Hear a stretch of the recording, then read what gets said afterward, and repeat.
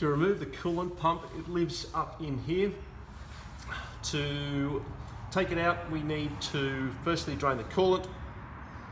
We then need to go and loosen off the drive belt. Have a look at my video on how to do that. We just need to take the drive belt away from this. It's just sitting up the top here at the moment, so clearly we get access to this. The way it's held on is by 6 screws all the way around the outside. There are 3 that are accessible from down here, and there are 3 accessible from the top.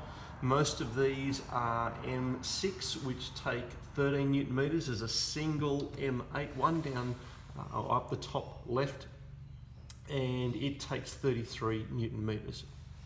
To get access to these, what we need to do is, once we drain the coolant, I'm going to remove this pipe here. I'm going to remove this pipe there, and I still need to be able to get this thing out, but also there is a clip or sort of a bracket here which is held on by 2 of the screws of the water pump, which is also connected to this screw here, because the water pump and this are sort of tied together by that. So I need to take this out, which means I need to disconnect this connection here. There's a single screw up here which needs to come off after I disconnect this hose, which then allows me to remove that screw and pull that pipe free.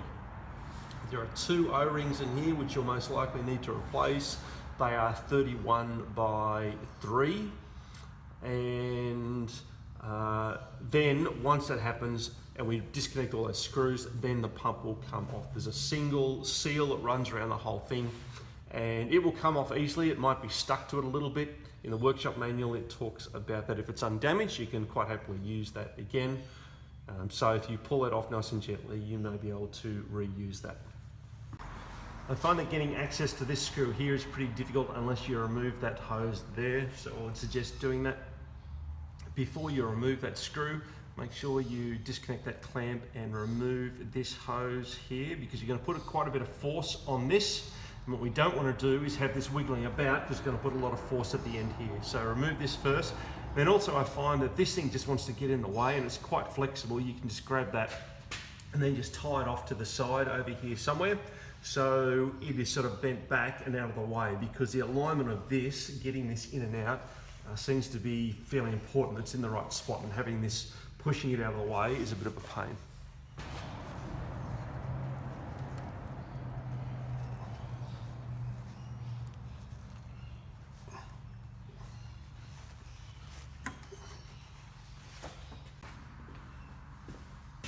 And once I've got that hose disconnected, I can remove that screw there, the one on the other side here. This one is the E10 Torx, this one's a T30, and then this thing can be wiggled out. These are the 2 screws that hold this on. The big long one there, it goes into this one here, and this one here, which is a coarse T30, goes into this pipe behind there, and this one's plastic. Now, in the workshop manual, the numbers that it quotes for the Torx and what types of screw they are just seem to be a bit wrong. This one, it says it's supposed to be only like ½ an inch long, and it's clearly not. So, but it's M6, and I'm going to put 13 Newton meters on that one. This one here, because it's just going to plastic, I'm just going to gently put that in there so it's just firm. It doesn't need to be super tight, because clearly I don't want to crack the plastic housing of the hose behind. And then once that can come out. Now I've removed the 2 O-rings from there, but that just wiggled out pretty easily. And obviously prior to install, replace those 2, and then you can wiggle that in place and then install as required. And now with that hose out of the way, I can remove these 3 screws here. They're all M6, and they will take 13 Newton meters on install. You can see that bracket there, which is the one that was connected to this connection point there, that one needs to come off, which is the reason why we needed to remove that hose. And so connection points at the top, and it's going to be pretty difficult to show on film exactly what I'm looking at here, but it's pretty easy to see once you are looking here from the top. There's the M8 one there, which is going to be an E12 Torx, and there's going to be one there, and there's also going to be one down the bottom there. It looks like it's a long way down, but you can quite happily stick your hand down in here and get access to those and put a torque wrench on those to tighten those up afterwards. And with the 3 screws from the top removed, we can now remove these 3 here. This bracket here will come away. The pump will come free and it just pulls off nice and easily. There's no dowels or anything like that. But the seal will probably be still stuck to either the pump or probably the housing. And so if you're going to plan to use it again, just be nice and gentle, get your hands up in there and free that prior to removing that out. And what you'll need to do is rotate the pump assembly and sort of move it out this way, and I'll show you how to do that to get the thing out.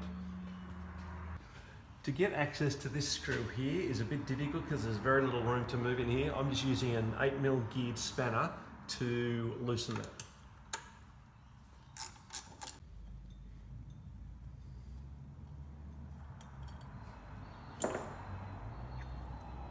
Now I've removed this before, so the seal has already come free. But the way this works, the shape of it is kind of like that, and it's at the moment sitting like about there. So we need to rotate it like that to get it out, which means sort of pushing this up here like that, and then rotating that around, and then bring it out. And there's your pump there, and there's your seal still stuck to the inside. So a bit of a talk about how the cooling system works. Working at the pump, you can see the inlet side of it here, which goes to this central portion of the impeller here, because when this spins, it goes in here and then flings it out the outside. And there are 3 outlet points to the pump. There's one there, which is the one that goes to there, which goes to the left bank, so the bottom side of the block, because all the coolant comes out of the top, goes in the bottom. And the outlet here, it's a bit hard to see, but that just goes straight back, and there's a little bit at the back here which just goes into the right hand bank, so the right hand bottom of the block. And you've got the additional one here which runs this pipe, which is the one that goes back to the 3 oil coolers, or 2 if you've only got the manual transmission. With the flow back, everything comes back to the regulator housing here. So the thermostat's up in here. The pipe that comes back from the radiators is this one there, and the coolant thermostat will control how much either comes through here or this is blocked off completely and none actually comes back at all. There are a whole bunch of other inputs that come back. We've got that pipe that we removed before. It's the one that comes back from the cooling socket over here and basically allows the coolant to just go round and round the engine without going to the radiators.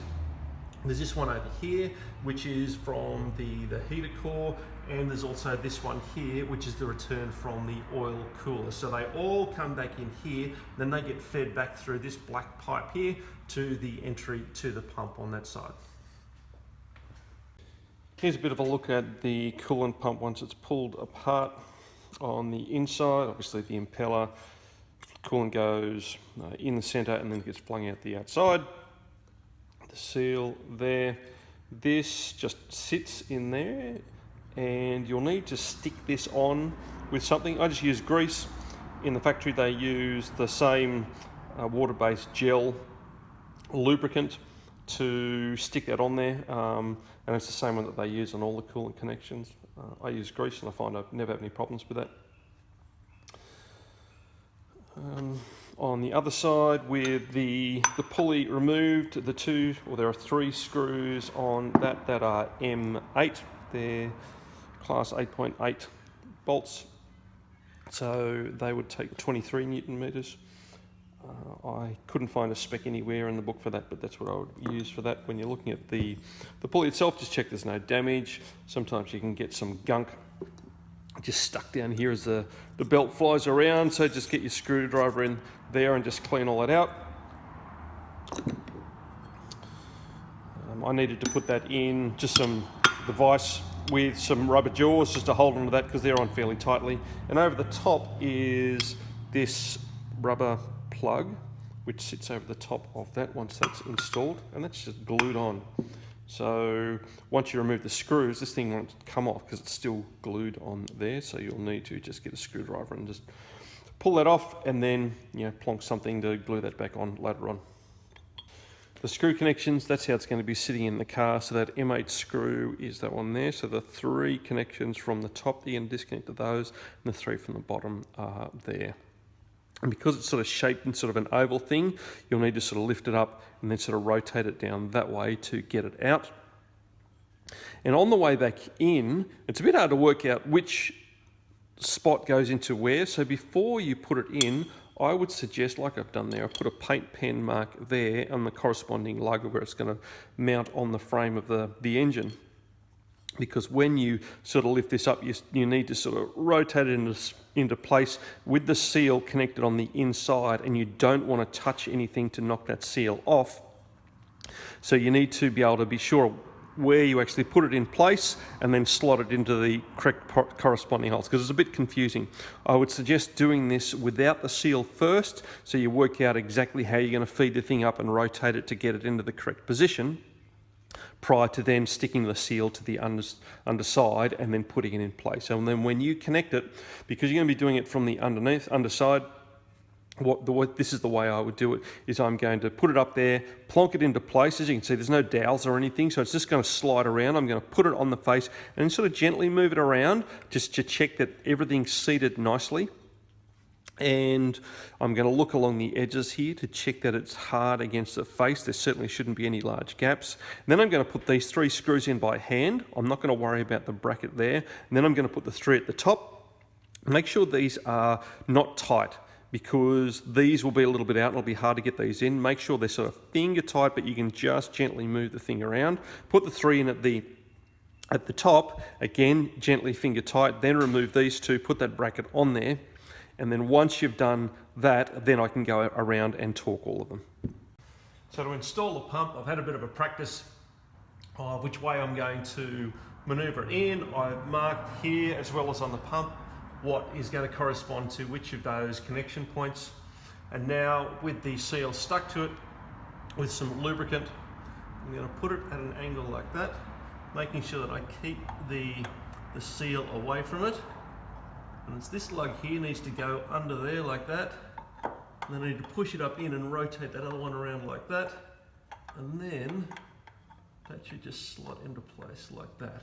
I'm just going to gently move. Yep, that's all nice and sealed all the way around the side here. And now I can put some screws in.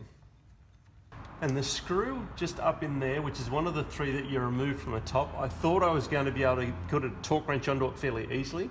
It's actually a bit of a pain from the top because you've got this big piece of the bracket that holds onto the engine mount. The only thing that I could get to work for me was this. So it's a 5/16 or an 8mm with a universal joint and a couple of little extenders, just so I can get it on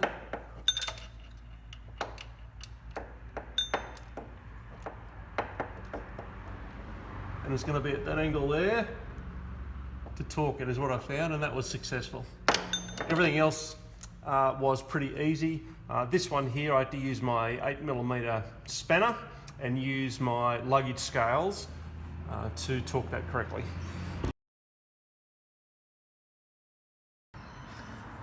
If you're going to do work on the cooling system anywhere back here, you'll need to drain the coolant from the system. The way we did that, we're going to remove that plug there from the coolant regulator housing, let that drain out. On install, that takes 25 Newton meters. There'll be a small aluminium washer in there, or a sealing ring that you'll need to replace if you want to. I've reused those before, no problems at all, entirely up to you.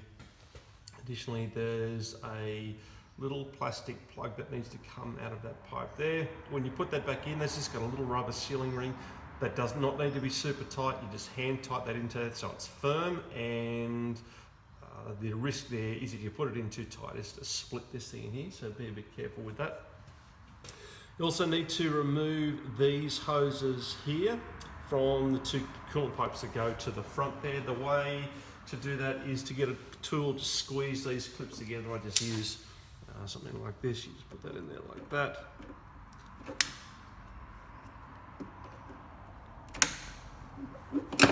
and then just plonk it over there.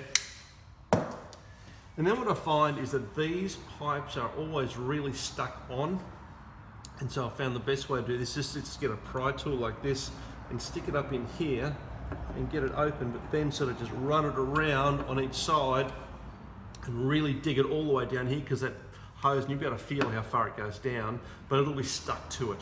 So you need to really get that all the way in. As you're doing that, lots of coolant and stuff will dribble out, which is good because that'll actually help lubricate it and get it off later on. But you'll need to sort of unseal that, and I find a tool like that is probably best for that job. And then they can come off. And the reason they stick is because they use a lubricant which is water-based to put these things on, and then that all just washes away. So that's gone and everything's really dry and it sticks quite hard to it. Then if you want to, you can remove these hoses, which is pretty simple. You've got a big ring on these, which you can see that just pull off. Most of the time they don't want to pull off. You can just pull them over to the side like that. Then that just comes off. Note the orientation of that before you take it off, because it only goes on one way. Some of them have the little tang point inwards, some of them have it point outwards, depending on which connection you're looking at, so take note of that. And then to remove these, there's a little flange on, which is part of the hose itself. And if you sort of push on one side, it'll open up a bit of a gap. But what we don't want to do is just leave that out, because these are quite fragile and it'll just bend it and muck it up a little bit. So what you want to do is, as you're sort of levering it, you want to be giving this a bit of a wiggle, and we sort of leave it. Now that's come off before and it's all lubricated, but it'll be really stuck down there. There's a big O-ring here that will need to be unseated from down inside that housing. And all the same, but don't just reef these out. You just gently twist as you're wiggling. I found that's probably the best way to do it. And once you pull this out, I would just get a small pick tool, remove the O-ring, clean everything up, because there's probably going to be some dried coolant and stuff in there. Just clean all that and put a bit of grease in there to put everything back on. Well, I use grease. There's a special, like I said before, a particular gel, a water-based gel that they use. I've used grease on these for years with no problems at all, and it just makes it easier to pull them off next time. But to install, make sure you have all of this lubricated, the inside of here lubricated. The clip needs to be in the correct position, so seated. You can put your finger in here and press that it's in the slot, and it's going to engage with these positions here. And then all you need to do is just push it into place and click it in. And make sure you wiggle it back and forth to make sure it engages both top and bottom.